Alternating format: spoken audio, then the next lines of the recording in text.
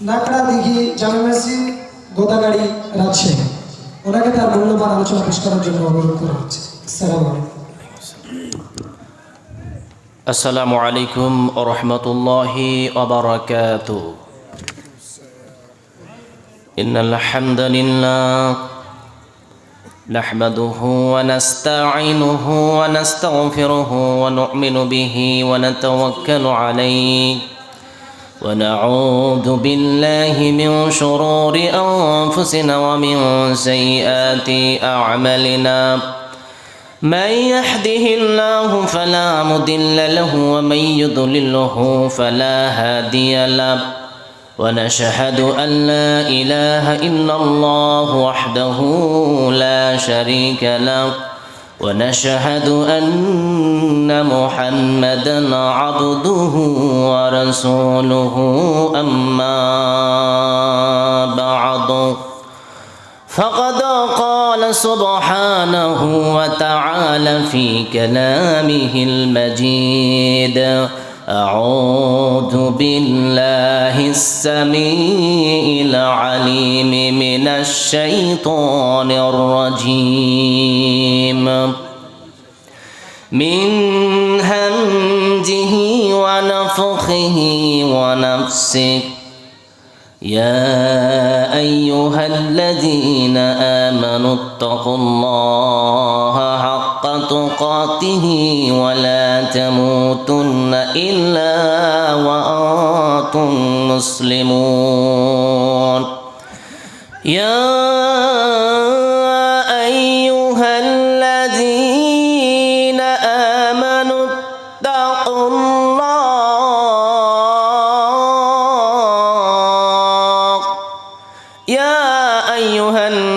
اتقوا ربكم الذي خلقكم من نفس واحدة وخلق منها زوجها وبث منهما رجالا كثيرا ونساء واتقوا الله الذي تساءلون به والأرحام إن الله كان عليكم رقيبا. يا أيها الذين آمنوا اتقوا الله وقولوا قولا سديدا يصلح لكم أعمالكم ويغفر لكم ذنوبكم ومن يطع الله ورسوله فقد فاز فوزا عظيما. أما بعد وقال سبحانه وتعالى: وكنتم أزواجا ثلاثة إلى الآخر الآيات.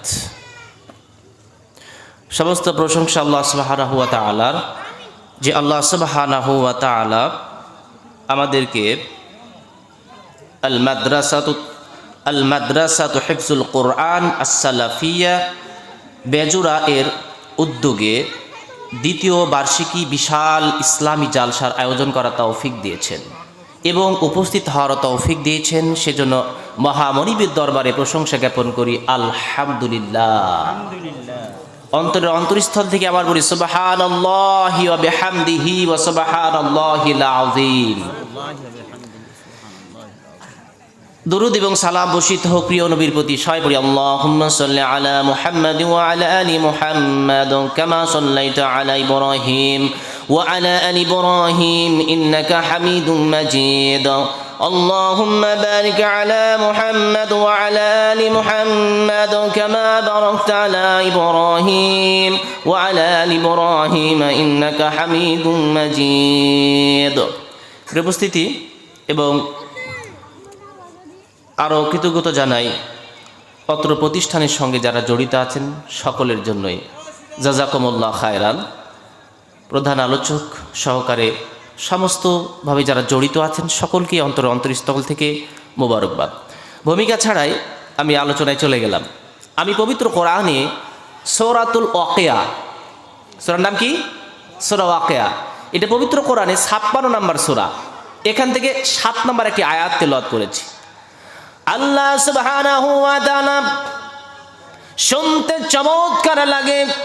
সূরা আর রহমানের পরে একটি সূরা নাজিল করেছেন যেখানে জান্নাতের কথা বিবরণ দিয়েছেন, যেখানে জাহান্নামের বিবরণ দিয়েছেন, হুরের বিবরণ দিয়েছেন।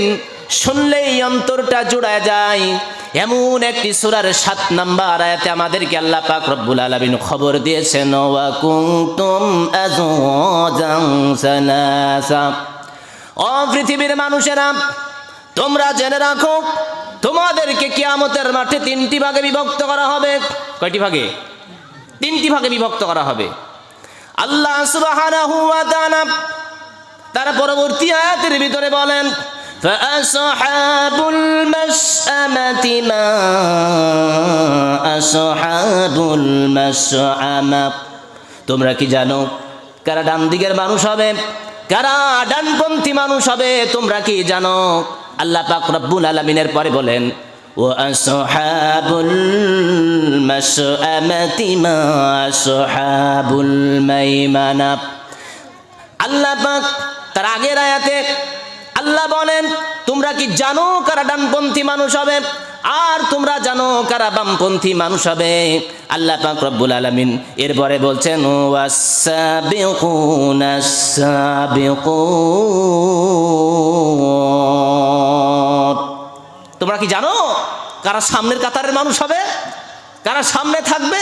আল্লাহ সুবহানাহু ওয়া তাআলা এই অত্র আয়াতের ভিতরে আমাদেরকে শিক্ষা দিয়েছেন গোটা মানব জাতি মূলত তিনটি ভাগে বিভক্ত হবে।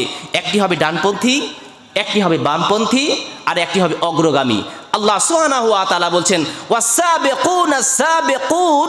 যারা সামনের দিকে থাকবে, যারা সম্মুখপানে থাকবে, এরা তো অগ্রবর্তী। উলাইকাল মুকাররাবুন ফি জান্নাতিন নাঈম। আল্লাহ পাক রব্বুল আলামিন আমাদের উদ্দেশ্যে বলেন, যারা সামনের কাতারের মানুষ হবে এরা হবে প্রভুর নৈকট্য ভাজন। তারা প্রভুর, তারা নিজ প্রভু আল্লাহ সুবহানাহু ওয়া তাআলার নৈকট্য ভাজন হবে। তাহলে আমরা কোন কাতার হতে চাই বলেন? সামনের, বামের না পেছনের? মাশাআল্লাহ, মাশাআল্লাহ, আমরা খুবই চালাক, মাশাআল্লাহ। প্রিয় ভাইয়েরা আমার, আলোচনা লম্বা করার কোনো সুযোগ নেই।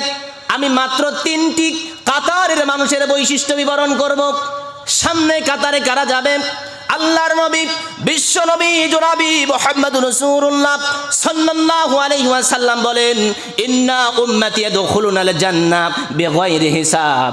আমার উম্মতের ভিতরে 70,000 মানুষ বিনা হিসেবে জান্নাতে যাবে। সুবহানাল্লাহ। বিশ্ব নবীকে জিজ্ঞাসা করা হলো, কিলা ইয়া রাসূলুল্লাহ মান হুম? আল্লাহর নবী আপনি বলে দেন কারা বিনা হিসেবে জান্নাতে যাবে। বিশ্ব নবী সাল্লাল্লাহু আলাইহি ওয়াসাল্লাম বলেন, হুমুল্লাযীনা লা ইস্তারকুনা ওয়া লা ইয়াতাতায়্যারুনা ওয়া আলা রাব্বিহিম ইয়াতাওয়াক্কালুন।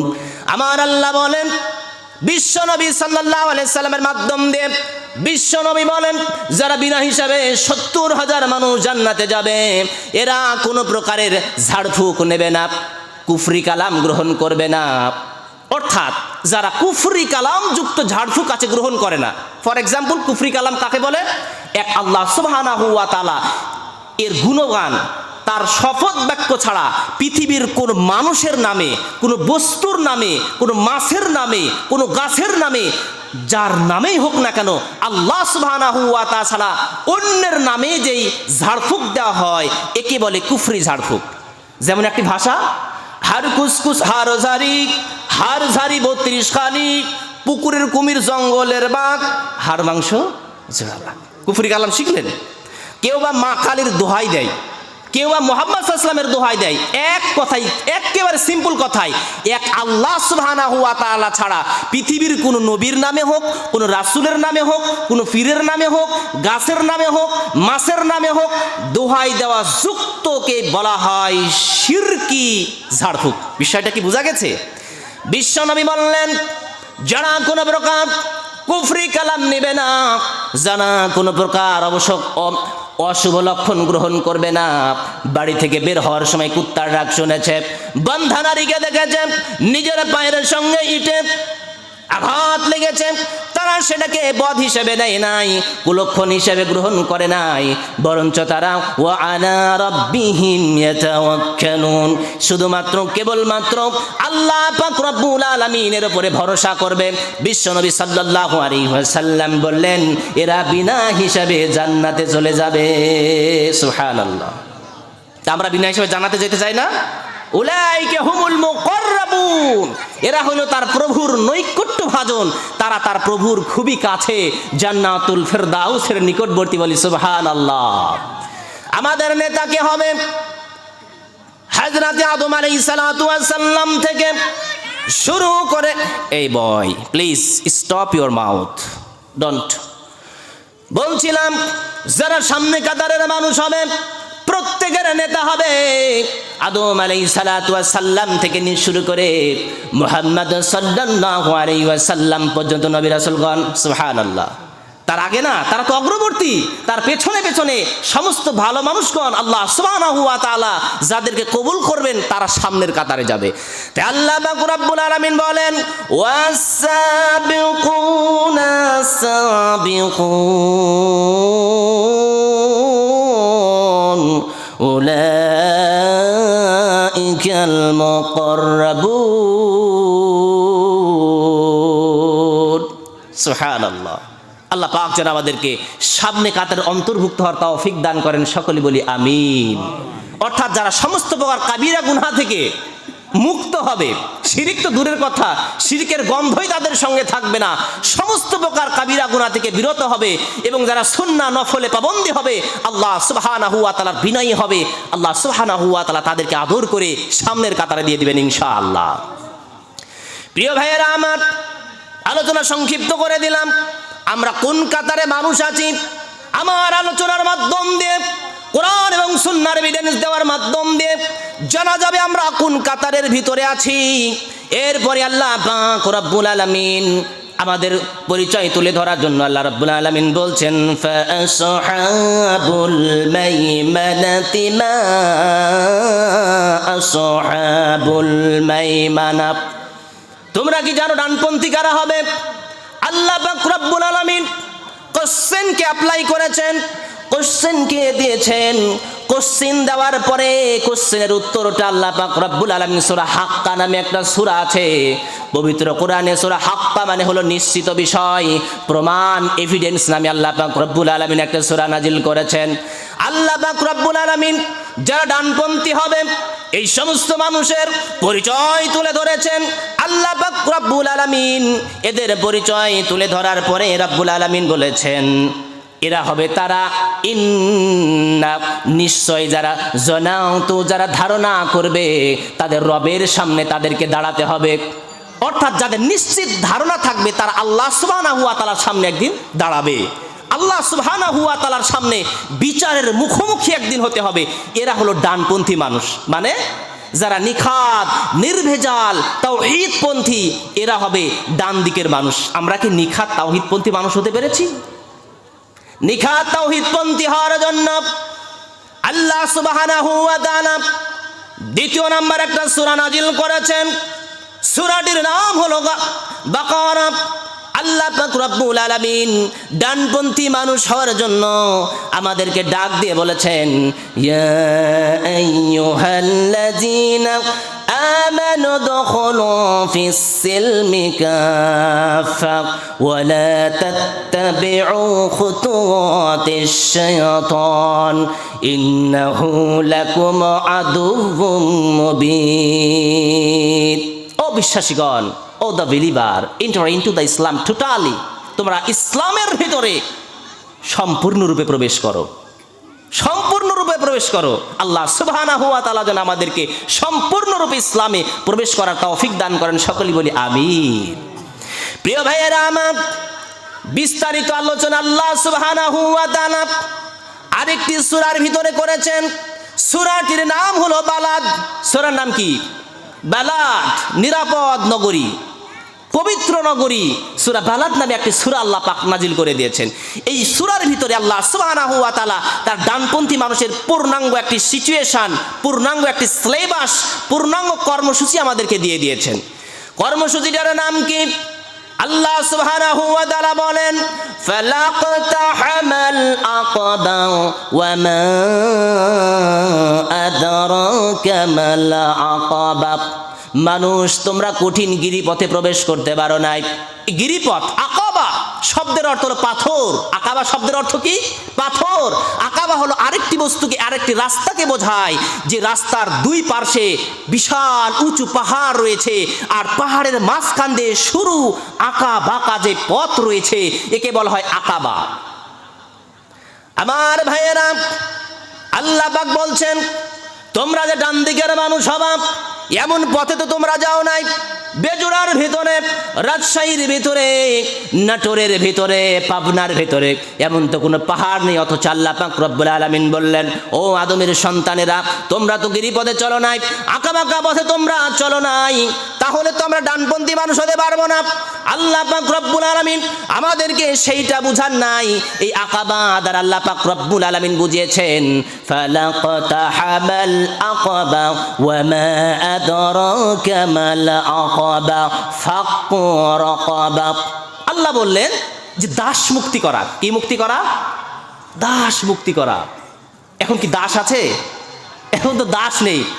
তাহলে এটা আমাদের জন্য এই অপশনটা আল্লাহ সুবহানাহু ওয়া তাআলা ছাড় দিয়েছেন, যেহেতু তোমাদের সময় দাস নেই, তোমরা যে জান্নাতে ডানপন্থী মানুষ হতে পারবা না, এটা আল্লাহ সুবহানাহু ওয়া তাআলা বলেন নাই।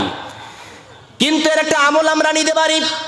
বিশ্ব নবী সাল্লাল্লাহু আলাইহি ওয়াসাল্লাম আমাদেরকে জানিয়েছেন, কোন ব্যক্তি যদি সকাল বেলায় লা ইলাহা ইল্লাল্লাহু ওয়াহদাহু লা শারীকা লাহু লাহুল মুলকু ওয়া লাহুল হামদু ওয়া হুয়া আলা কুল্লি শাইইন কাদির 100 বার পাঠ করে।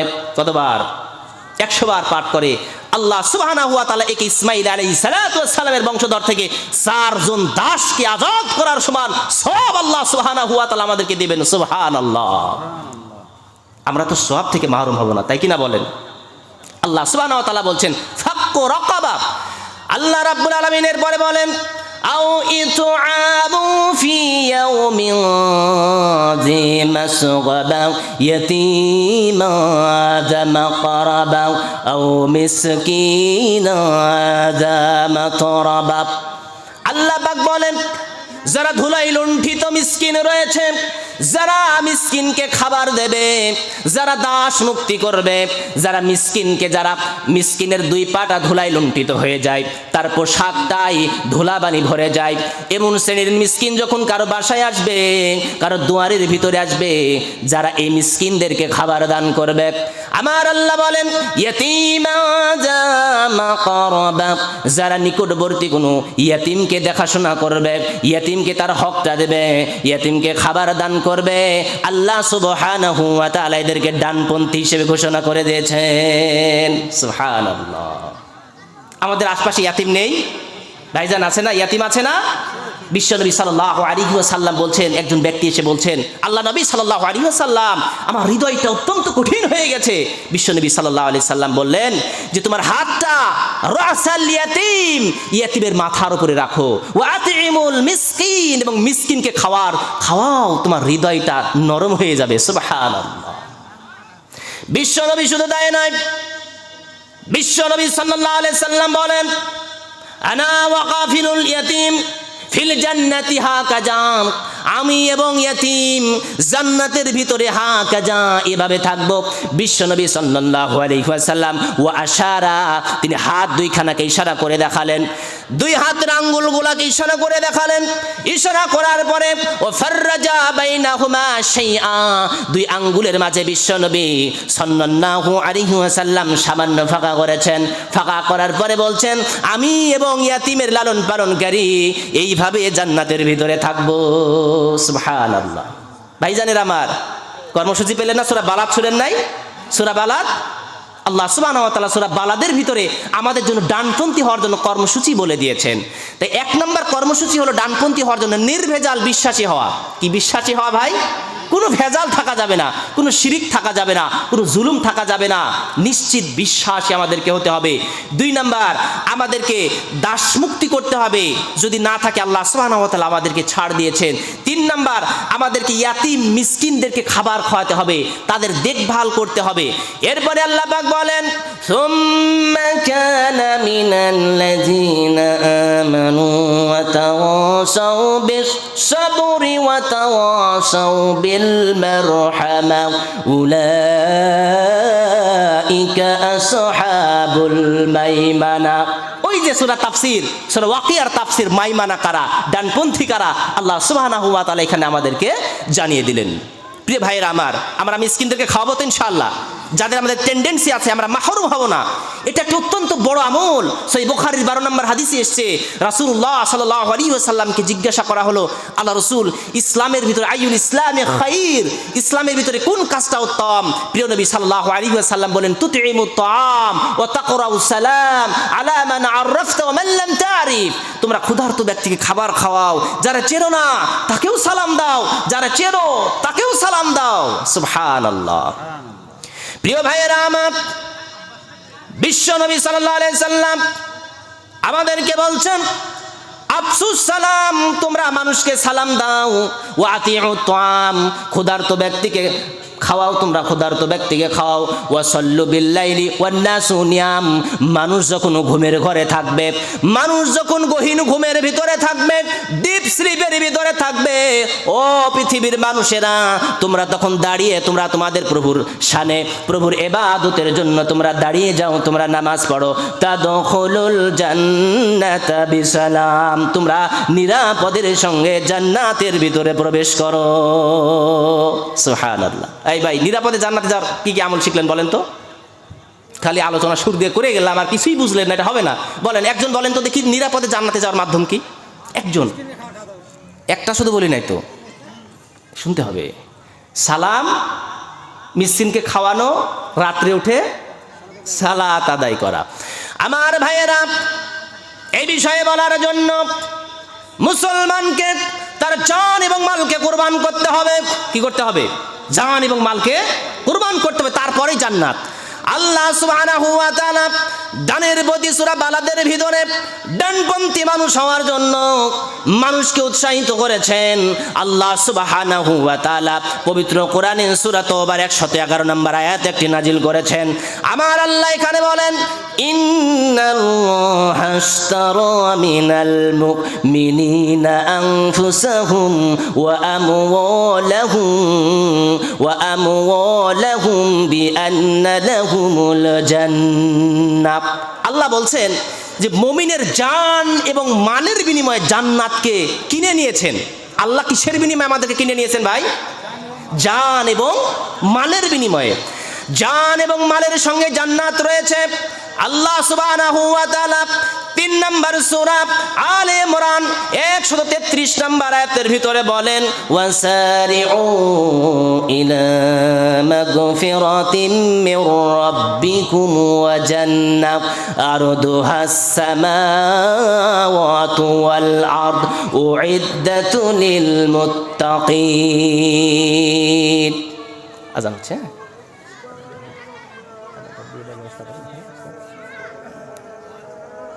আজান কোথায় হবে? মসজিদে হবে না এখানে হবে? আমি আজান দিই নাকি? ছাত্র দিবে নাকি? ধরেন একজন এসে ধরতে পারে।